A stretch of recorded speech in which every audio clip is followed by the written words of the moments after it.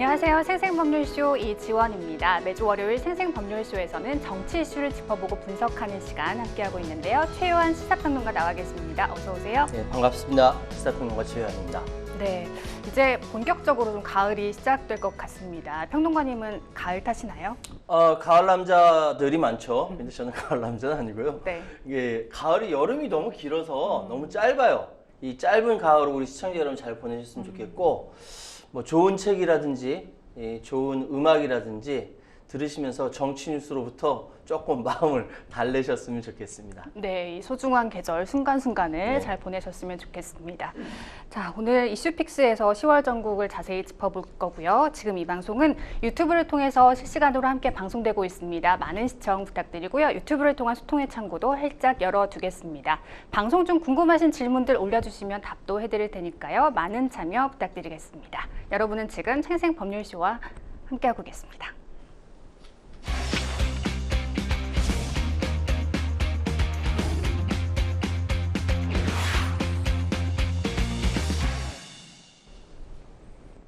첫 코너 생생코멘트입니다. 생생코멘트는 각 분야에서 화제가 되고 있는 인물들과 이슈를 주제로 그 말을 하게 된 배경과 의미를 다양하게 풀어내는 코너인데요. 정치권에서 어떤 인상적인 코멘트가 나왔는지 분석해 보도록 하겠습니다.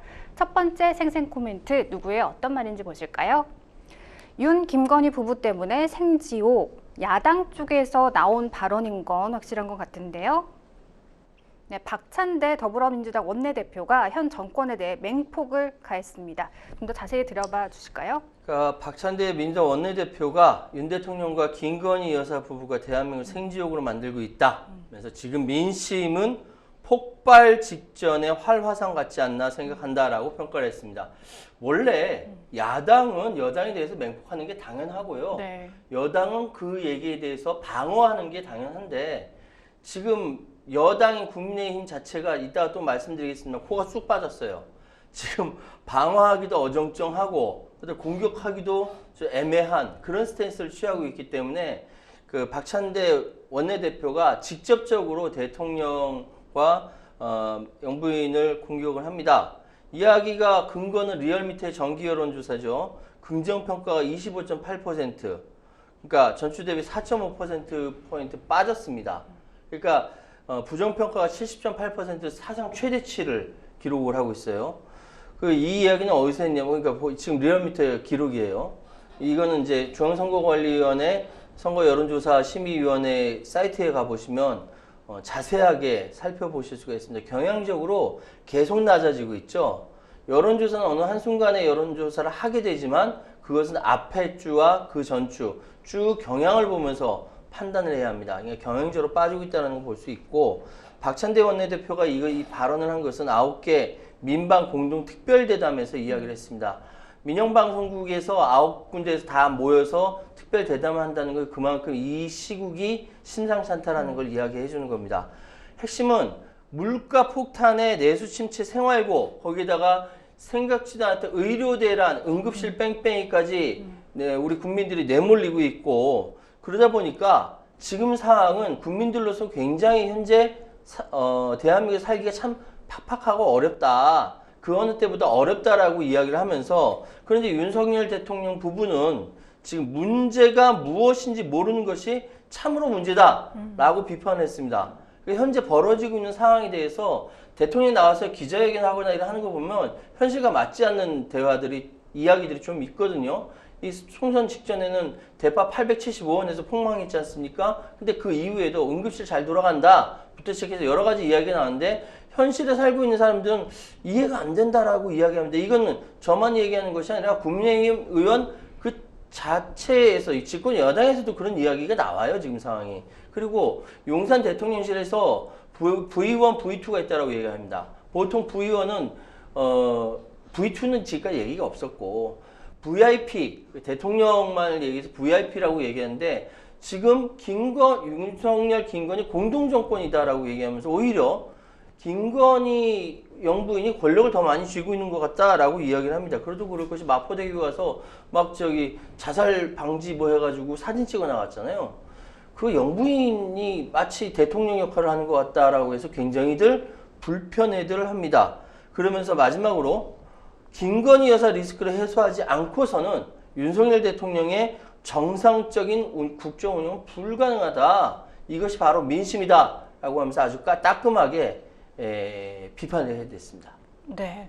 사실 국민의 한 사람으로서 가장 피부에 와닿는 건 정말 의료 대란인 것 같습니다. 지금 아프거나 다치면 안 된다는 인식이 국민들 사이에 팽배하잖아요. 정말 죽지 않아야 될 사람이 죽고 있지 않은 현실 아닙니까? 그럼에도 그 의대 증원을 끝까지 밀어붙일 것 같아요. 그러니까 지금 제가 지난 추석 때 상황을 보니까 교통사고 비율이 그 전년도 작년에 비해서 20에서 30% 정도 줄었어요. 네. 그리고 응급실에 가는 우리 국민들의 숫자도 확 줄었다라는 거예요. 40% 정도 줄었다는 거예요. 이거 뭐냐면은 내내 이 추석 연휴 이 기간에 아프면 안 된다라고 국민적 공감대가 생긴 겁니다. 그렇게 생긴다라는 것이 무엇을 의미합니까? 현재의 정부 여당, 의료 정책하고 있는 이 정부 여당에 대해서 불신하고 있다라는 반증이거든요. 그러니까 그렇기 때문에 이 부분, 특히 의료대란 관련돼서는 특별히 신경을 써야 합니다. 이거 빨리 정상화시키지 않으면은 정권이 위험할 겁니다. 그리고 김건희 여사 특검법이 계속 사람들이 입이 오르내리고 있는 가운데 오히려 좀 문신의 폭을 좀 좁혀야 되지 않나 싶은데도 오히려 활동을 활발하게 하고 계신 것은 어디에 그 이유가 있을까요? 그러니까 현재 그러니까 그 정부 국정을 바라보는 시각이 다르다는 거예요. 그러니까 정부 여당, 특히 대통령실에서 바라보는 거하고 일반 다른 야당이라든지 일반 시민들이 바라보는 관점이 다르기 때문에 그렇습니다. 그러니까 쉽게 말씀드려서 지금 현재 대통령실은 현재 벌어지고 있는 일을 계속 극복을 하면은, 즉 벌어지는 일이 뭡니까? 의료대란이라든지 여러 가지 벌어지고 있는 일들을 이걸 잘 극복하면 열심히 일하는 모습을 보여주고 그래서 잘 극복하면은 다시 정상으로 돌아올 것이다 라고 생각하기 때문에 자기 일을 하는 겁니다. 근데 김건희 여사 같은 경우는 예를 들어 자살 방지라든지 이런 마포대교 가서 이렇게 사진 찍히는 이런 행위가 일종의 퍼포먼스임에도 불구하고 보여주기식임에도 불구하고 내가 열심히 일하고 있다는 걸 보여주는 것이죠. 국민들이 좀 까칠한 눈으로 본다라는 걸 인식을 하지 않는 겁니다. 마이웨이인 것입니다. 그래서 커뮤니케이션이 중요한 것인데 여기서 보면 정부 여당하고 정부조차 커뮤니케이션이 안 되니까 문제인 것이죠. 네, 이런 가운데 정치권에서 윤석열 대통령 탄핵 이야기가 야권 중심으로 나오고 있습니다. 지난주 금요일이었죠. 국회의원 회관 대회의실에서 한 시민단체가 탄핵의 밤 행사를 열었습니다. 장소가 국회의원 회관이라는 점에서 논란이 되고 있는데 여야가 이 점을 두고도 맞붙고 있습니다. 어떻게 보십니까? 지금 금요일 날 있었던 탄핵의 밤은 사실 국회 대회의실에서 사람들 모아놓고 문화 행사했던 거예요. 다만 이것이 문화 행사를 하다 보니까 그 안에서 노래도 하고 마술 공연도 하고 여러 가지 이런 자체를 하는데 네. 이게 바로 이제 그 포스터거든요. 실제로 여러 가지 사람들이 모여서 같이 이렇게 뭐 소란을 일으킨 건 아니고 문화 행사를 했던 것인데 이걸 강득구 의원실에서 주관을 한 겁니다. 그래서 강득구 의원은 대관 주선을 중심으로 진행된 일인데 국민의힘은 강득구 의원의 대관 주선을 국기문란 행위로 규정하고 탄핵 선동을 중단하라라고 요구를 하고 있는 겁니다. 민주당은 당 차원에서 탄핵 문제를 논의한 바 없다. 일단 선 긋고 의원들의 자유로운 개인의 자유로운 의사표시다라고 이야기를 하고 있어요. 그런데 지금 현재 국민의힘 쪽에서는 여러 가지 수세적으로 몰리고 있는 상황이거든요. 네. 정부와 여당이 서로 대화하기 힘든 상황이 있고 의료대란 벌어지고 물가 높아지고 대외적으로 안보 상황도 좋지 않고 여기에 대해서 뭐라고 이제 행동이라도 해야 되는데 그렇게 하기도 여의치 않은 상황인데 그래서 어떻게든 지금 상황에서 여당이 야당에 대해서 공격할 거리가 무엇일까 하다가 탄핵의 밤을 강득구 의원이 대관을 주선했다라는 이 부분이 공격거리가 되는 겁니다. 그래서 김현주 국민의힘 대변인이 정부 출범 채 반년도 되지 않은 지난 2022년 10월부터 강경파라 불리는 김용민, 안민석, 황운하, 민영배 등의 의원들이 이 집회에 반정부 집회 내지 윤석열 탄핵 집회에 참석했다라는 것이죠. 여기 강덕구 의원도 포함됐다라는 것이고 그래서 왜 대선 자체를 불복하냐 뭐 이런 식으로 이야기를 하는 겁니다. 뿐만 아니라 김기현 현 국민의힘 의원 전 대표 아닙니까? 굉장히 무게감이 있음에도 불구하고 이번에 이렇게 비판 대열에 같이 합세를 했습니다. 이런 상황, 그러니까 최선의 방어는 공격이 최선의 방어라고 얘기하듯이 국민의힘은 비판을 한 가지를 잡은 거예요. 지금 그 탄핵의 밤 여는 거 가지고. 근데 이 가운데 강북구 의원이 나서서 이야기합니다. 국민의힘에 경고한다. 합법적으로 진행된 행사에 트집 잡을 시간이 있으면 헌법과 민생을 내팽개친 윤석열 정권에나 더 신경 써라. 뭐 대화하지 않겠다라는 것이죠. 어쨌든 지금 상황은 여와 야가 서로 간에 첨예하게 맞붙고 있는 상황이고 그것이 대통령 탄핵이라는 고리가 걸려있기 때문에 더 예민한 것이고 그러다 보니까 지금 박찬대 원내대표 및 더불어민주당 원내대표가 윤석열 김건희 부부 때문에 대한민국이 생지옥이 됐다라고 이야기를 하는 상황입니다. 네.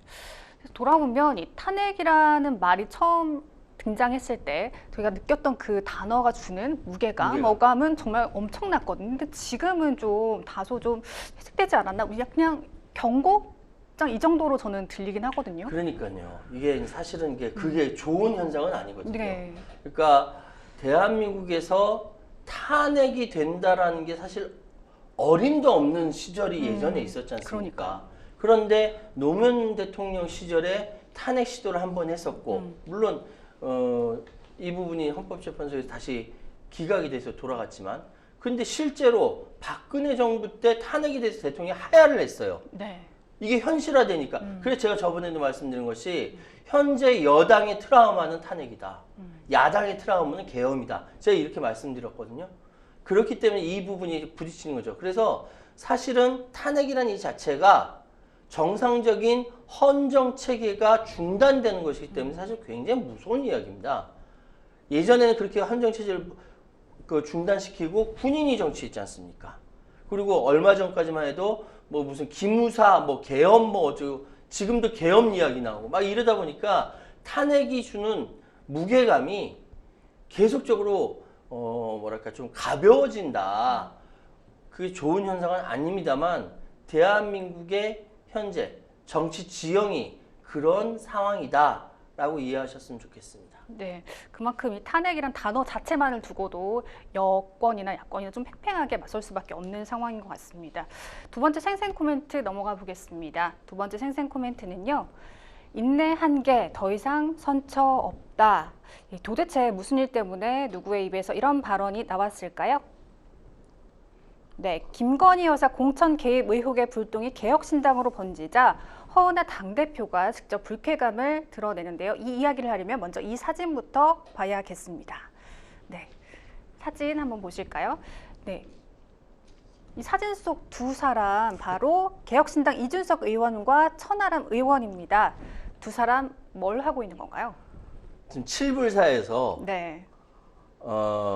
천하람 의원은 땅 파고 이준석 의원 코 파고 있어요. 지금 이게 너무나 웃긴 얘기인데 네. 아마 뭐 보도가 많이 됐으니까 지난주에 뭐 엄청난 화제가 예, 됐죠. 다 아실 거예요. 네, 네. 일단 김영선 전 의원이 지금 명태균 씨로부터 공천 관련된 이야기가 오고 갔고 결국 아웃되니까 칠불사에서 이렇게 만났다라는 거 아닙니까? 명태균, 김영선 그리고 이준석, 천하람. 칠불사에서 새벽 4시에 헤어지면서 주지 스님이 기념식수를 해달라고 해서 천하람 의원이 땅을 파서 나무를 심으려고 하는 모습입니다. 이것이 굉장히 상징적인 모습을 보여주는 것이 국회의원이 여의도도 아니고 저기 경북 칠불사까지 내려가서 그것도 새벽 4시에 홍매화를 심는다? 이게 도대체 무슨 의미냐? 여기에 대해서 모 변호사는 이게 이제 주술적인 의미가 있다. 그러니까요. 여러 이 두 뒷말이 나오고 사람이 있죠. 이 기가 센 이 칠불사 여기에다가 홍매화를 심으로 말미암아 네. 다음 국회의원 4월 10일 선거에서 당선이 된다라는 걸 기원했다라고 해석을 하는 바람에 여기도 주술이냐? 네. 라고 해서 난리가 났습니다. 근데 어쨌든 있었던 사항은 팩트고 칠불사 주지스님이 기념식수를 해달라라고 이야기한 것도 팩트라고 합니다. 그런데 정말 아무리 생각해도 이해하려고 해도 잘 이해가 되지 않는 것이 네. 보통 기념식수라고 한다면은 사람들 보는 데서 삽을 뜨는 거거든요. 한 낮에 보통 이루어지죠. 낮에 하죠. 네. 그리고 이게 새벽 4시란 말이죠. 늦어도 너무 늦은 날이에요. 새벽이라고 해도 너무 이른 새벽이고 이 시간에 그것도 칠불사에서 나무를 심는다? 이게 도대체 무슨 말이냐? 이 회동에 대해서 일단은 불똥이 개혁신당으로 튀었어요. 왜 그러냐면은 이 사진이 등장함으로 말미암아 홍매와 주술, 이준석, 천하람이 뜨고 네. 김영선, 김건희, 공천계의 명태균은 죽었다라는 것이죠. 그러니까 결국은 중요한 것은 김건희 여사가 이 공천을 개입했느냐 하지 않았느냐가 중요한 것인데 네. 그래서 명태균한테 어떻게 이야기가 됐고 김영선 의원하고 어떻게 서로 주고받았는지 이야기된 것이 중요함에도 불구하고 지금 그거보다는 홍매화가 더 뜨게 된 이렇게 프레임 전환되는 사진이 바로 이렇게 등장했다라는 것이죠. 어쨌든 지금 상황에서는 홍매화가 등장함으로 주술 이야기와 함께 이전에 있었던 대통령의 왕자 사진과 김건희 여사가 구약성서를 다 외운다라는 이야기까지 다 쏟아져 나오면서 지난주 한바탕 시끄러웠습니다. 네. 평론가님께서 말씀 주신 대로 이번 논란의 핵심은 김 여사의 공천 개입이 있었느냐 여부인데 명태균 씨가 사진을 올려 물타기를 시도하고 있다는 분석이 나오고 있습니다. 이 명태균 씨가 이 사진을 공개한 속내 뭐라고 보세요? 사실은 우리는 이제 벌어진 사건들에 대해서 이해를 하려면 네. 조각조각 나눠진 거를 짜맞춰서 이해할 수밖에 없어요. 그렇죠. 그걸 잘 짜맞춰서 이겁니다라고 잘 보여주는 사람이 뭐 정치 비평을 하는 사람이라든지 기자라든지 그렇게 되는 것이겠죠. 네. 그런데 일반 시민들은 무수하게 접근해오는 이 정보들의 단편적인 모습만 보지, 즉 만져보니까 코끼리는 커다란 벽 같다 라고 이해한다든지 아니야 코끼리는 커다란 원통 같아 라고 이해하는 이렇게밖에 이해가 안 된다는 것이죠. 그런데 그거를 잘 짜맞춰서 코끼리는 이렇게 생겼어요 라고 보여주는 것이 중요한데 그렇게 보여주지 않고 코끼리는 이렇게 생겼어 저렇게 생겼어 하고 흩어버리는 거, 시각을 분산시키는 것을 프레임워크라고 합니다. 프레임이 바뀐다라는 것이죠. 그러면 무슨 일이 벌어지는지 몰라요. 명태균 씨가 지금 노린 거, 즉 천하람은 땅을 파고 이준석은 코를 파는 이상한, 그것도 새벽 4시에 홍매화를 신는 사진이 등장하므로 중요한 것이 김건희가 이 공천에 개입했느냐 하지 않았느냐의 중요한 것보다 이상한 기괴한 개혁신당이 이상한 집단이야라고 몰아간다는 것이죠. 이게 방금 물타기라고 말씀하셨는데 시각 전환이라고 보시는 게 맞습니다. 네, 개혁신당 허은하 대표 입장을 밝혔습니다. 개혁신당을 제물로 김건희를 구출하는 시도가 도를 넘고 있다라고 이렇게 발언을 했죠. 그렇죠. 이 상황이 이렇게 되다 보니까 이 사람들이 이제 오히려 명태균 씨가 내놓은 이 사진과 홍매화와 주술의 의미와 뭐 이런 것들이 더 부각이 되니까 오히려 김건희는 공천 개입 관련된 걸 뒷전으로 돌아가니까 네. 개혁신당 대표 허은하 대표가 화를 내는 겁니다. 가만히 두다 보니까 당내 인사에 대한 음해와 날조로 당을 흔들려는 행위가 인내의 한계를 넘고 있다라고 비판하고 있는 겁니다. 그러면서 또 이 명태균 씨 움직임과 똑같이 대통령실과 서로 소통한다라는 어떤 이제 평론가, 법조인 평론가가 유튜브 방송을 통해서 소설을 쓰는데, 근데 제가 방금 말씀드렸던 주술적인 의미의 소설을 쓴 거죠. 그 사람이 누구냐? 바로 서정욱 변호사입니다. 뭐 언론이라든지 방송에 많이 나오고 있으니까 아마 우리 시청자 여러분께서는 다 아실 거예요. 서정욱 변호사에 대해서. 서정욱 변호사가 이 일이 있은 직후에 계속 방송에 나가서 김 여사가 공천에 개입했던 그 이야기보다 그리고 명태균 씨에게 텔레그램을 통해서 지역구 교체 지원을 했다라는 이 이야기보다 오히려 개혁신당에 김영선이 접촉을 해서 이준석 천하람 개혁신당 소속 후보자들하고 같이 칠불사에 만나서 홍매화 심는 이야기로 바꿔버렸다는 거. 그러면서 주술 얘기를 서정욱 변호사 입을 통해서 나왔어요. 그러다 보니까 이게 일파만파 퍼져나간 것이거든요. 그러니까 이 상황에 대해서 허은하 대표가 문제는 국민의힘 공천 문제에 있는데 오히려 개혁신당에 문제가 있는 듯이 퍼뜨리고 있는 서정욱 변호사에 대해서 화가 나서 이렇게 이야기를 한 것입니다. 칠불사 홍매화 심는 시간은 조금 이상하지만 그럼에도 불구하고 본질은 김건희 씨의 공천 개입 문제라는 것이죠. 네, 그러니까요. 개혁신당으로서는 이 사안에 얽히고 싶지 않다고 해도 결국 이 공천 개입 여부를 판단할 텔레그램 메시지를 본 사람이 개혁신당 의원 아닙니까? 사실은 네.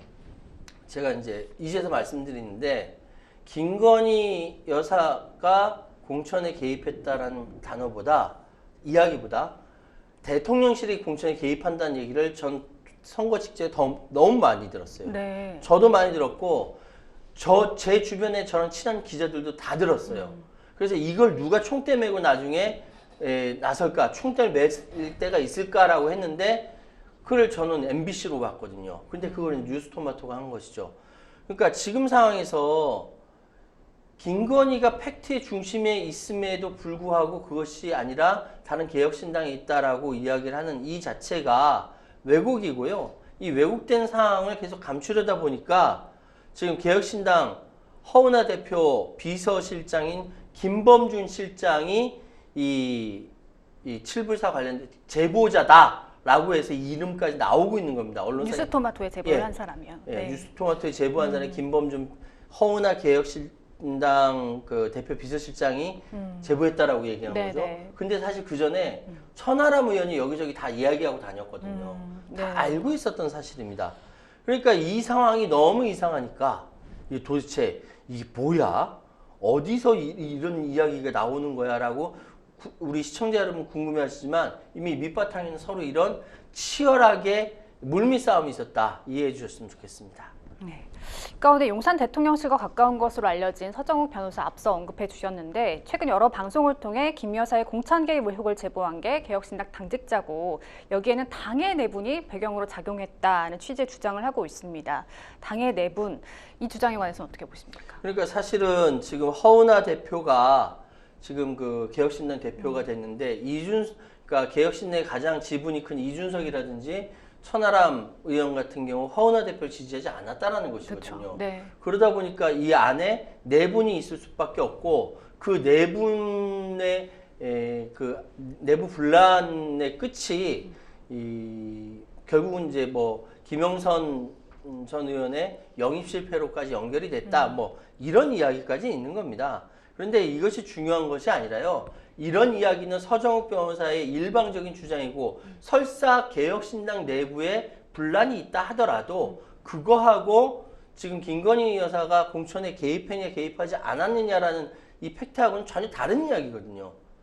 그렇기 때문에 이 김건희 여사의 공천 개입 문제가 이 개혁신당 내부 분란과 같이 엮어서 나올 이유가 하나도 없어요. 엮어서 이야기한다면 이거는 물타기밖에 되지 않는다라고 비판을 하고 있는 거고 허은하 대표가 화를 내고 있는 것이죠.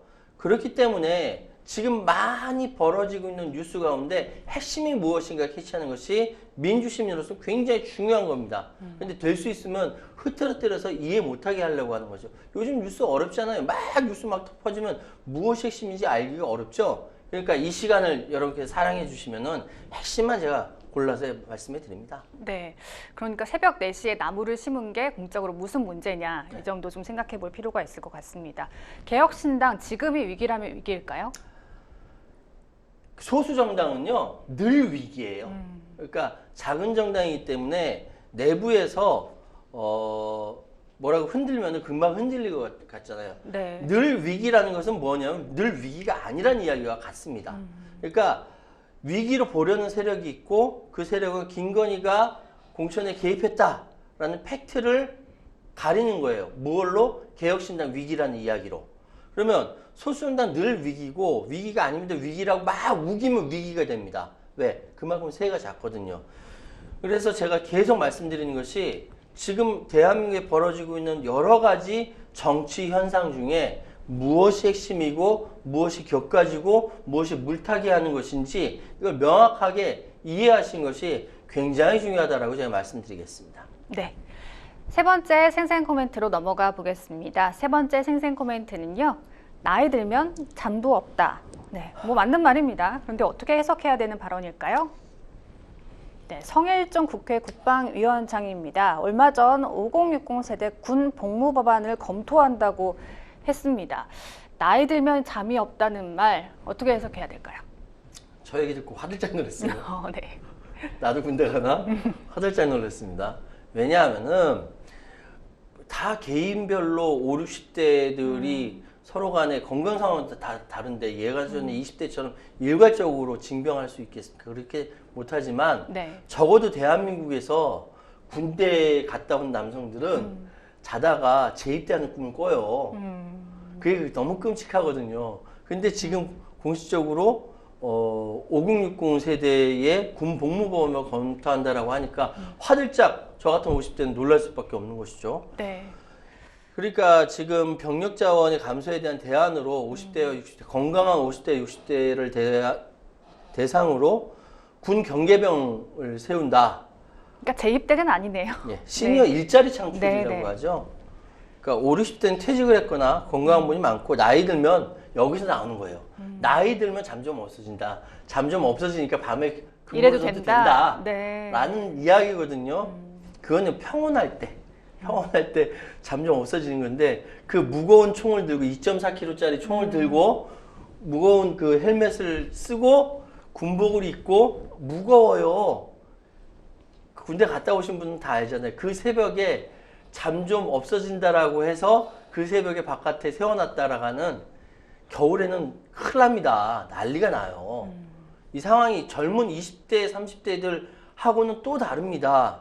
그런데 지금 성 위원장이 성일종 국방위원장이 이런 얘기한 국회의 국방위원회의 위원장이 이런 얘기했기 때문에 훨씬 더 무게감이 있는 것이죠.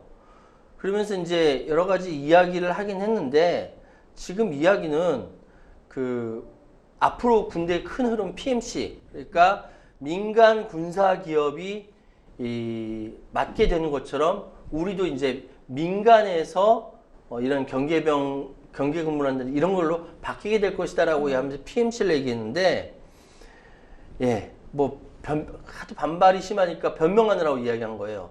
PMC는 이런 식으로 운영되지 않습니다. 말 그대로 전투부대에서 일했던 전문가들이 PMC에 지원하고 PMC에서 엄격한 하기가 걸러내서 그 용병으로 활용하는 거예요. 아프가니스탄에 또는 아프가니스탄도 그렇고 우크라이나나 러시아에 가 있는 사람들 많은 숫자가 PMC에서 파견된 용병들입니다. 실제로 싸움, 전투에 참여했던 사람들이 가는 것이고 PMC는 그렇게 호락호락하게 경계병 세우려고 사람 뽑지 않아요. 물론 때로는 조리병이라든지 뭐 배달이라든지 이런 것들에 외주를 주는 경우도 있죠. 그건 아주 특수한 몇몇 사례일 뿐이고 이렇게 대한민국 그 경계병을 시킬 정도의 PMC는 그렇게 뽑지 않는다라는 거 국회 국방위원장이나 되시는 분이 이거 이렇게 가볍게 이야기하면 대한민국 5, 60대를 깜짝깜짝 놀라서 큰일 납니다. 네. 저 간 떨어진 줄 알았어요? 성 위원장의 발언에 온라인에선 거센 반발이 나왔습니다. 5060 모두를 희화한 거다라는 비판이 쏟아졌는데요. 좀 개인적으로 봐도 좀 표현까지 좀 아쉽다는 생각이 듭니다. 잠이 없어졌으니까 경계를 서라. 좀 논란이 될 만하잖아요. 경계 근무는 만약에 실현이 된다면 바로 투입이 가능할까요? 안 돼요. 총을 드는 순간부터 네. 기본 훈련을 해야 돼요. 왜냐하면은 이게 경계 근무에 나가는 것은 후방으로 있는 전방 같은 건 다 실탄 가지고 나가요. 네. 실탄 가지고 나가고 실탄 가지고 경계 근무를 쓰고 유사시에 어떻게 대처할 것인가에 대해서 다 훈련을 받아서 총이 내 몸같이 되어야 경계 근무를 쓸 수 있는 겁니다. 그게 군인의 기본이에요. 그래서 막 총 들고 있는데 상관에 달라고 하면 주면 안 되는 거예요. 군인이 그렇게 몸에 딱 배어 있어야 군인인 거예요. 그런데 지금 얘기는 잠이 없어졌으니까 5, 60대는 잠 좀 없어졌으니까 밤에 근무 서도 돼. 그거 5, 60대들 밤에 그 근무 쓰다가 심장마비 오면 어떡하려고 합니까? 그거 보통 힘든 일이 아니에요. 20대니까 건강하니까 30대니까 건강하니까 군대에서 근무를 쓰는 겁니다. 이게 지금은 일자리 창출하는 목적이 좋기 때문에 이렇게 하면 건강한 5, 60대들 자원할 것이다라고 이야기를 하는데 왜 5, 60대들에게 군에서 경계 근무 쓰는 그런 일자리 창출을 이야기합니까?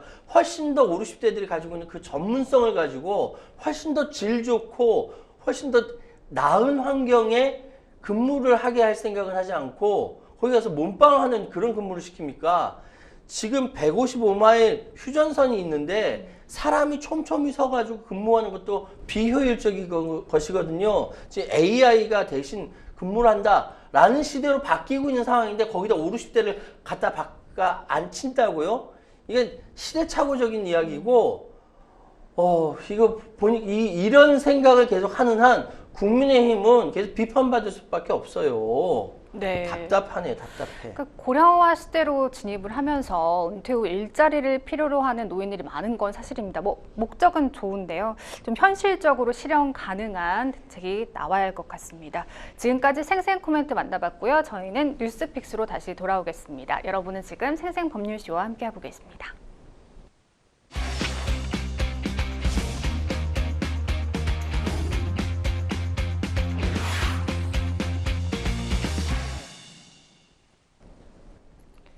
분야별 가장 핫한 소식을 집중 분석해보는 시간 뉴스픽스 시작하겠습니다. 매주 월요일 정치 분야 주요 이슈들을 짚어보고 있는데요. 오늘 만나볼 첫 번째 주제는요. 윤석열 대통령 이번 주 24번째 거부권입니다.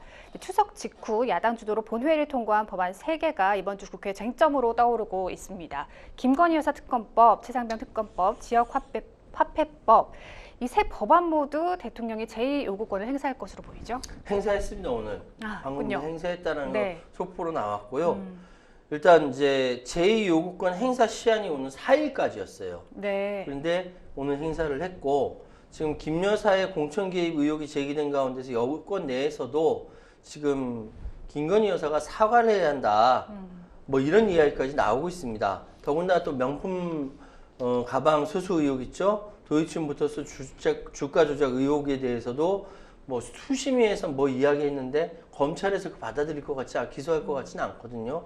그러다 보니까 오히려 지금 대통령의 국정 운영이 사적 이익을 위해서 움직이는 거 아니냐라는 비판이 그래서 나오는 겁니다.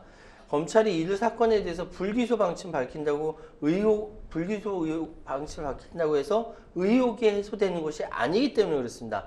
야당은 계속 공세를 지속할 거예요. 그러면서 오히려 검찰에 대한 특혜 주장으로 논란이 더 커지면서 이 전선이 검사 탄핵 전선까지 확대될 가능성이 있다. 이미 뭐 검사 탄핵했잖아요. 이런 사건을 본다면은 지금 대통령이 제2요구권 행사를 했는데 이것이 과연 현명한 것인지 심지어 그 내부 지지자들조차도 고개를 갸우뚱하고 있습니다. 네. 오늘 거부권을 행사를 했기 때문에 이제 국회에 돌아와서 폐기가 된다면 지난주까지 포함해서 모두 9개 법안이 폐기가 되는 건데요. 이렇게 좀 지루한 핑퐁 싸움이 어느 쪽에 더 불리하다고 보시나요? 9개 다 뭐 뭔지 아세요? 자, 최상병 특검법, 네. 그리고 김건희 여사 특별법, 그리고 지역화폐법 오늘 이제 거부한 거 이 세 가지하고 여기 세 가지의 방송사법. 방송사법이면 이제 7가지가 되죠. 네. 방송사법이 뭐가 있어? 방송법 있고 방송문화진흥회법 있고 한국교육방송공사법 있고 방송통신위원회법 개정안. 여기까지 다 개정할 방송사법이 있는 겁니다. 네. KBS나 MBC 여기 관련된 이야기 다 들어가는 거예요. 그리고 전국민 25만 원 지원법. 이건 민생회복 지원금 지급 특별조치법으로 이재명 대표가 1호 법안으로 내세운 거고요. 그다음 지난해에도 냈었지만 거부되었던 노랑봉투법, 노동조합 및 노동관계 조정법 개정안. 이거 다 합치니까 몇 개냐? 9개라는 거예요. 그런데 윤석열 대통령이 지난주까지 모두 9개 법안이 폐기되는 겁니다. 그러니까 다시 이게 이제 국회로 돌아오게 되면은 바로 이렇게 투표를 통해서 결정을 하게 되는데 네. 방금 질문하신 거는 이것이 이 핑퐁 싸움이 어느 쪽이 더 유리하냐라는 이야기지 않습니까?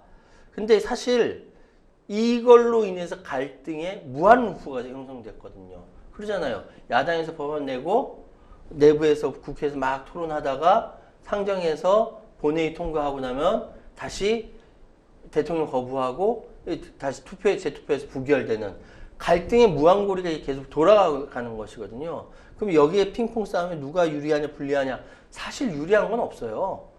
불리한 거는 정부 여당이 불리하죠. 왜냐? 국정 운영을 책임져야 되는 소위 얘기해서 핵심들이 이 부분에 대해서 어떤 대안 내놓지 않고 반대만 했으니까.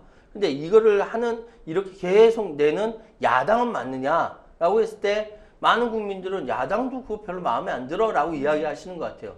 근데 야당은 이거 안 하면 뭐합니까? 야당은 권력 감시하는 게 자기 주목인데. 어쨌든 지금 갈등의 무한루프가 계속 되고 있기 때문에 첫 번째로 불리한 것은 책임을 져야 되는 정부 여당이 불리하고, 그다음 도매금으로 정치권 전부 다 하면서 야당까지 같이 싸그리 욕을 먹고 있는 겁니다. 국민들이 제일 필요한 것 같아요. 그렇죠. 보고 있는. 가장 피해자는 국민인 것이죠. 맞습니다. 민주당은 폐기된 법안을 모두 재발의하겠다는 입장인데요. 대통령이 거부권 행사할 걸 잘 알 텐데도 민주당은 이런 상황을 계속해서 반복을 하겠죠.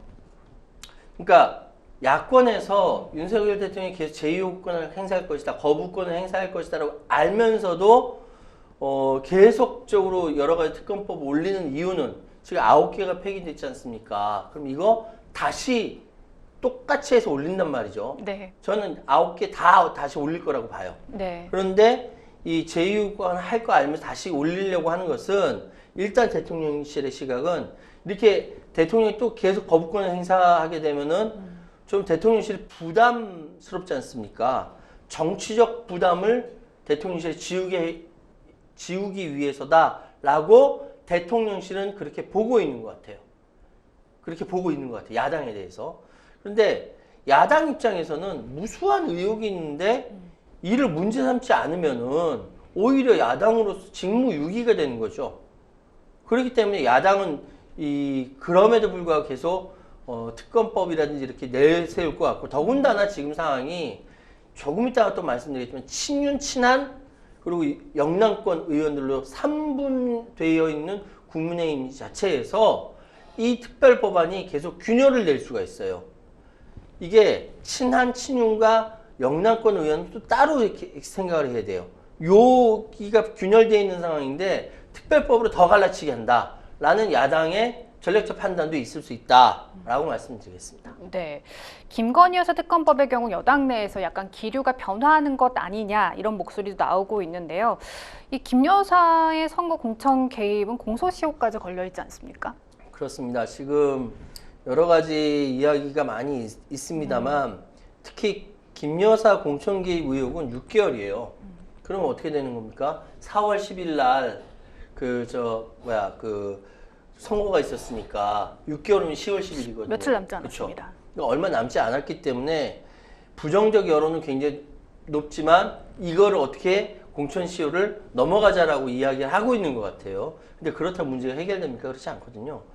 일단 이번에 만약에 이 상황에서 김 여사에 대한 부정적 여론은 국민의힘에 대해서도 직접적으로 압력으로 다가오게 됩니다. 국민의힘 입장에서는 이런 식으로 해서 김 여사 특별법을 포함한 최상병 특별법이라든지 25년 지원금이라든지 이런 것들이 다시 국회에 들어왔을 때 친한 쪽에서, 그러니까 반윤은 많지 않으니까 반윤이라고 얘기할 수 있는 사람은 없으니까 친한 쪽 의원들이 이 부분에 대해서 다시 돌아왔네, 안 되겠다, 나는 야당과 걔를 같이 할래 라고 도장 찍을 수 있다 라고 이야기하는 것이죠. 그러면 김 여사 특검법이 재표결에서 부결이 되지 않으면 어떻게 되는 겁니까? 사상 최초로 검사가 영분위에 대해서 직접적으로 조사를 해야 된다는 거예요. 그렇기 때문에 이 부분이 굉장히 예민한 문제가 맞습니다. 네. 이런 가운데 홍준표 대구시장은 김 여사 관련 의혹에 대한 대통령실 대응에 대해서 지적을 했는데요. 뭐 김 여사도 너무 나서면 안 된다 이렇게 말을 하기도 했고요. 홍 시장은 또 그동안 한동훈 대표를 굉장히 지적을 해오지 않았습니까? 어떤 의도가 있다고 봐야 할까요?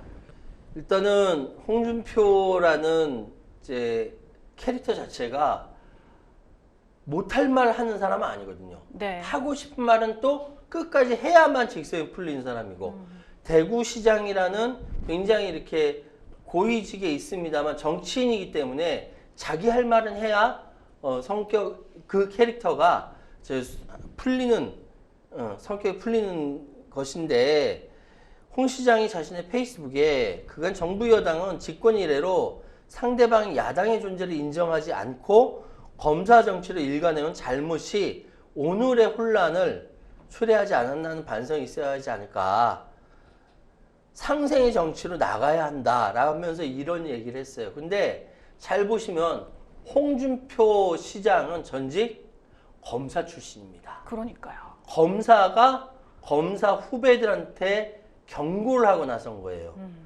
과거에도 검찰이 군부 독재 정권을 비롯해 권위주의 정권에 수하 노릇을 했는데 지금 자칫 잘못하면은 당신들 검찰들 대대적인 망신당할 수 있다. 야당에서는 검찰을 없애고 지금 공소청과 기소청으로 나눠서 검찰개혁을 하겠다라는 거 아닙니까?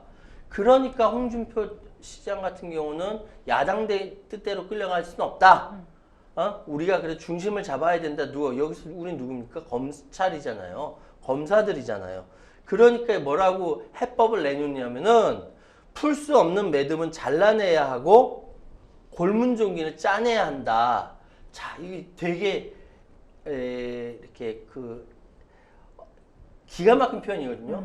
김건희 여사에 대해서 풀 수 없는 매듭 그리고 골문종기라고 표현한 거예요. 대놓고 저격을 하는 겁니다.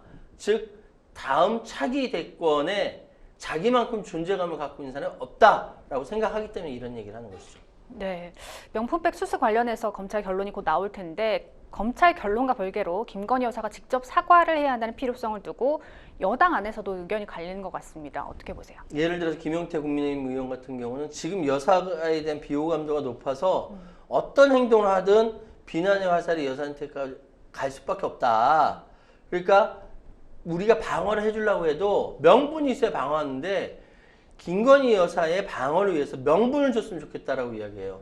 자, 일단 뭐 일이 벌어지면 대통령이라든지 영부인을 막아서는 그 참모들이라든지 의원들이 있어요. 근데 막으려고 하니까 막을 명분이 없는 거예요. 명분을 달라. 이야기는 뭐냐면은 김 여사가 그 검찰의 그 수심위 결정 이후에 거침없이 대외 행보하는 것에 대해서 좀 자제하고 우리 국민의힘이 방어할 수 있는 명분을 달라라고 이야기를 하는 것이거든요. 그런데 이 상황에 대해서 김용태 의원 같은 경우 또는 김용태 말고 제2의 김용태, 제3의 김용태가 있을 수 있죠. 이 사람이 만약에 8명 이상이 넘어가면 재표결에서 오히려 야당 쪽으로 넘어갈 수 있기 때문에 이렇게 말이 나오는 것 자체가 국민의힘으로서는 굉장히 불안한 겁니다.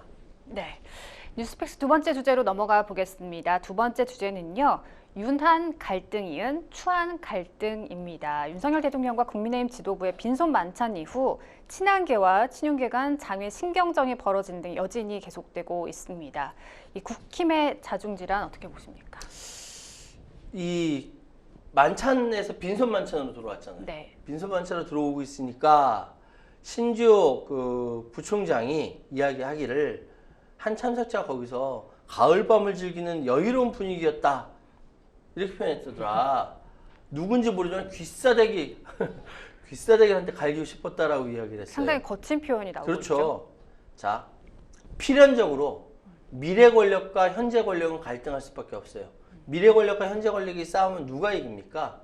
미래 권력이 이기게 돼 있어요. 네. 어떻게 되든 지금 상황은 현재 권력 우위에 쓴 것 같지만 시간이 감에 따라서 힘의 역전이 벌어질 수밖에 없어요. 그런데 이런 것들, 즉 미래 권력과 현재 권력이 서로 부딪히고 투쟁하는 이거를 조정하는 것이 리더십이에요.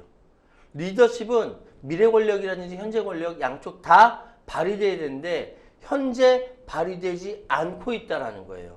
미래 권력도 현재 권력도, 즉 한동훈도 윤석열도 리더십을 발휘를 못하고 있다라는 거예요.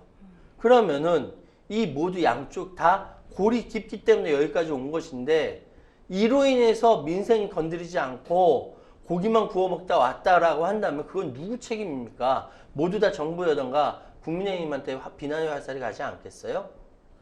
그러니까 한동훈 대표가 대통령에게 독대 요청을 계속하고 있는데 아직까지 답이 없는 상황이긴 한데, 어떤 면에서 보면은 저 개인적으로 볼 때는 김건희 여사에게 갈 포커스를 윤한 갈등으로 좀 모으고 있다는 생각도 들거든요. 치열한다.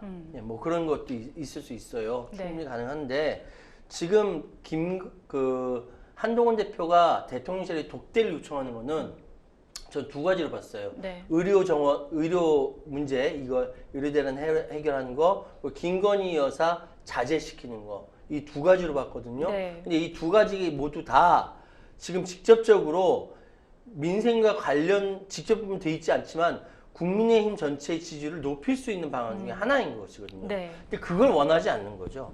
지금 대통령 입장에서는 독대를 받아들이는 순간 한동훈 대표에게 밀린다는 인상을 주니 밀린다.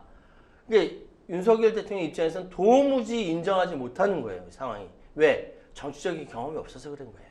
그렇다고 대통령이 집권여당 대표를 만나는 것 자체를 거부하냐? 이 말은 정말 할 말이 없는 거예요.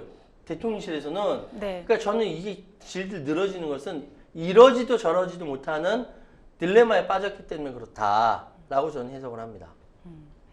그러니까 계속 이런 상황이 윤석열 대통령에게도 부담이 계속 될 것 같거든요. 어떻게 풀어가야 할까요? 한 대표 입장에서. 사실 대통령과 집권여당 대표가 만나는 걸 가지고 이렇게 갈등한 적이 있었나? 한 번도 없었어요. 그러게요. 헌정 이래 처음입니다. 왜? 보통 집권여당 대표는 대통령 옆에서 대통령 국정 운영을 잘 해가도록 서포트하고 도와주고 대외적으로 홍보, 마케팅을 하는 것이 보통 집권당에서 해요. 대통령을 배출한. 네. 근데 지금 상황은 만나는 것 자체, 커뮤니케이션 하는 것 자체, 이 주제 정하는 것 자체가 이루어지지 않고 있다는 것이죠. 이거 다 두 사람 다 자업자득입니다. 그렇다고 한다면은 어떻게 하면은 지지를 올릴 수 있을 것인가? 딱 하나 말씀드릴게요. 지금 상황은 대통령이 결단해야 됩니다. 대통령이 결단해서 아까 홍준표 대구시장이 얘기했던 것처럼 묶인 거는 그냥 칼로 잘라내듯이 잘라요. 왜냐하면 풀어내면 좋지만 그 풀어낼 수 있는 상황이 아니기 때문에 그렇습니다. 의정 갈등이 특히 그렇고요. 그리고 정면 돌파하는 수밖에 없습니다. 여기서 정면 돌파란 주위에서 얘기하는 거 다 듣지 않고 소위 듣지 않고 자기 고집대로 하는 것이 아니라 국민들이 원하는 대로 하자. 특검 하자라고 하면서 그 정면 돌파밖에 없다. 그러면은 당장 지금 25%에서 30% 뚫고 40%까지 넘어갈 수가 있다. 과반까지 갈 수 있다. 라고 제가 단언합니다. 네. 앞서 나왔던 일명 그 싸대기 발언이요. 이걸 두고 이번 사태가 당대표와 원내대표 그룹 간 내전으로 비화할 수 있다는 우려가 나오기도 하잖아요. 지금 국민의힘 이 구조는요. 네. 친윤, 친한 그리고 영남권 의원들로 구성이 돼 있어요. 네. 영남권 의원들이 거의 캐스팅 보트로 어느 쪽을 손을 들어주느냐에 따라서 이기고 지는 상황이거든요. 그렇다고 한다면은 지금 상황에서 주도권을 잡고 있지 못하는 한동훈은 계속 초조하고 국정 운영되지 않는 윤석열 대통령은 이로 인해 답답해하는 이런 상황이 반복되는 것이죠. 이 잠재적 갈등이 계속 폭발하게 되면은 어떻게 되면 서로 죽자, 같이 죽자밖에 안 되는 거예요. 누군가 이 부분에 대해서 정치 원로가 이때 등장해서 한마디 해줘야 되는데 대한민국 정치 원로가 싹 죽었습니다. 그럴 만한 사람이 없어요. 네. 생생건물쇼 오늘도 마칠 시간이 다 됐습니다. 오늘 함께 해주신 최유한 평론가님 고맙습니다. 예, 감사합니다. 네, 방송이 끝나더라도 상담 접수는 계속되니까요. 변호사들에게 무료 법률 상담 받고 싶은 분들은 평일 오전 9시부터 오후 6시까지 02557-8295번으로 상담 문의 주시거나 법률방송 홈페이지 법률 상담 게시판 또는 아래 하단으로 나가고 있는 이메일로 접수해 주시기 바랍니다. 생생법률쇼 오늘 이만 인사드리겠습니다. 시청해주신 여러분 고맙습니다.